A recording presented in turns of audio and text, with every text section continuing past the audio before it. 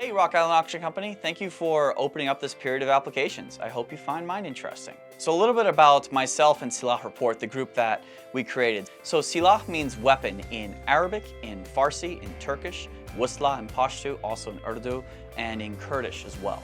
We founded Silah Report because we saw there is an information research gap within the small arms research community when it came to actually understanding and researching a lot of the historic and contemporary small arms in the Middle East, North Africa, and Central Asian regions of the world.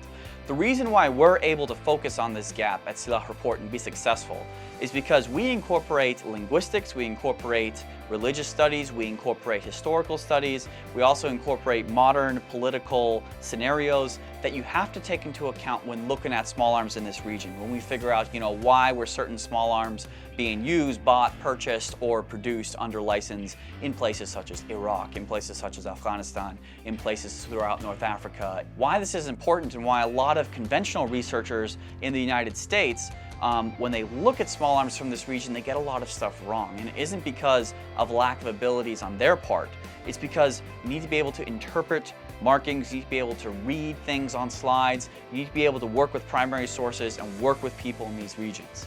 At Silah Report, we do that. We have the depth of research. We have contacts in a lot of these countries. We understand the historical dynamics that are at play here. We understand the various markings and why they were used. Why, not all of Saddam's golden Tariqs or golden Tabuks or golden Qadisiyas were actually Saddam's. There are a lot of gift guns that were involved and what that culture represents. And so for things like that, we have the necessary language skills, depth of exposure, the field collection research that we've done, going to museums, going to reference collections all over the world, looking at small arms production in Kabul from the 1800s, going to Jordan, look at the state arms production there. What does this actually mean to you at Rock Island Auction Company in terms of capabilities that we at Silah Report can offer? Well, first of all, not only do we offer translation, but we offer technical translation of the small arms that we study. It isn't enough to ask an Arabic speaker or to ask a Farsi speaker or to ask a Pashto speaker, what does this say on the gun? That isn't enough in a lot of these cases because you have to understand the small arms portion and the correct translations and the technical terms that are involved in that way.